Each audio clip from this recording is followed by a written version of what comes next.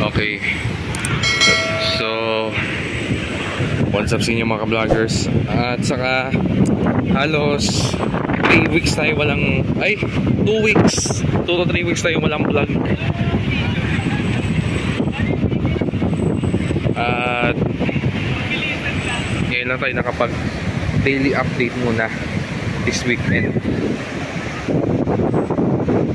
Dito tayo ngayon sa station 2 and boundary to station 3. Ayan.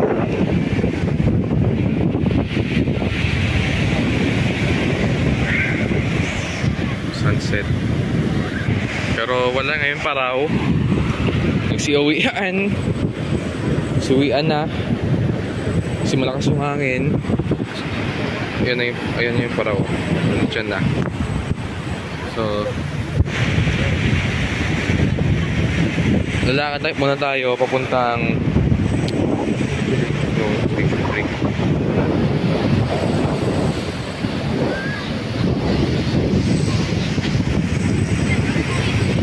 Lakad muna tayo papuntang station 1. Muna tayo. Okay. Time check. 5:40. Ayan.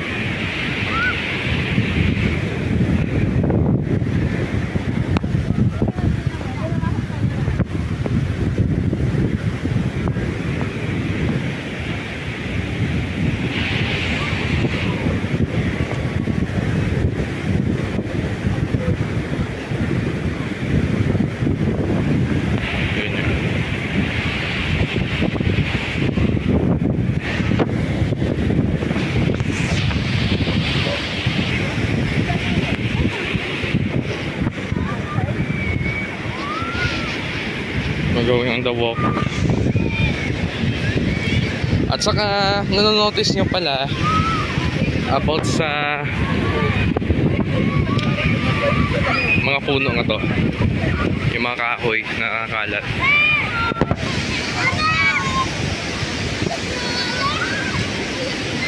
Nanonotice nyo po yan. Nanonotice nyo. Okay.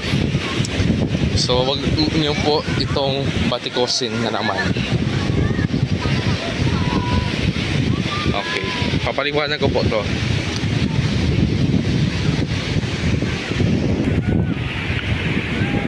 Itong tinatawag na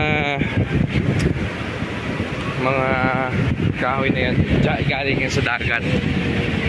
Kasi habagat niyan eh. So nililinis naman po yan. Yun naman talaga pag-apagat season. Kahit yung ano po, yung lumot, algae,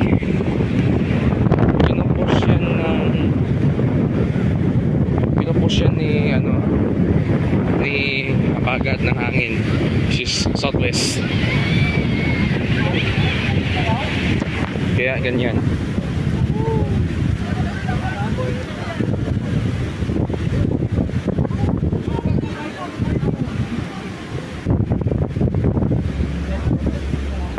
Okay, here kasi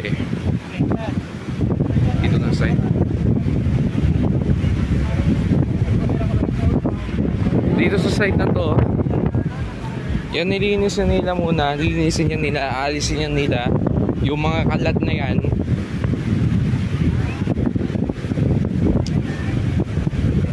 Dali yan sa mainland. So mostly dito na area medyo maraming yung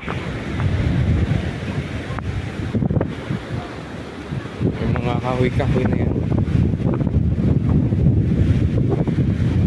Gano'n naman talaga pag-apagat malakas.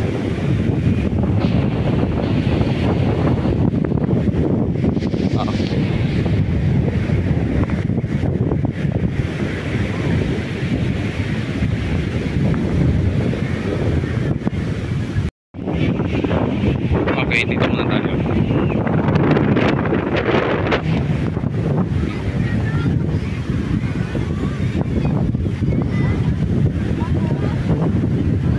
Going here. Sa beach mismo.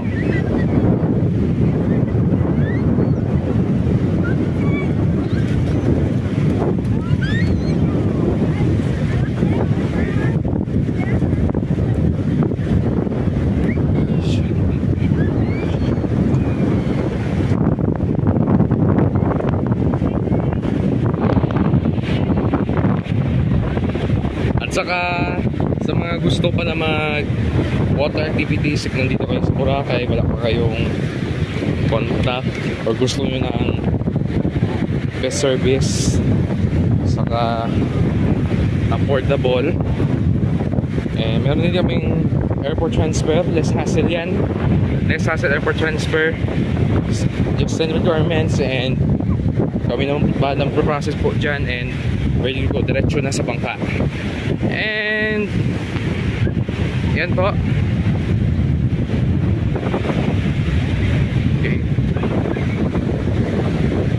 Okay, nandito tayo ngayon sa Timol, Uptown. So yan this. So mapansin nyo may mga windbreaker para hindi maakop yung mga, para hindi maano ng buhangin yung mga establishments. Saka masakit din sa mata kapag naapukan ka ng hangin tapos may sumasabay na buhangin.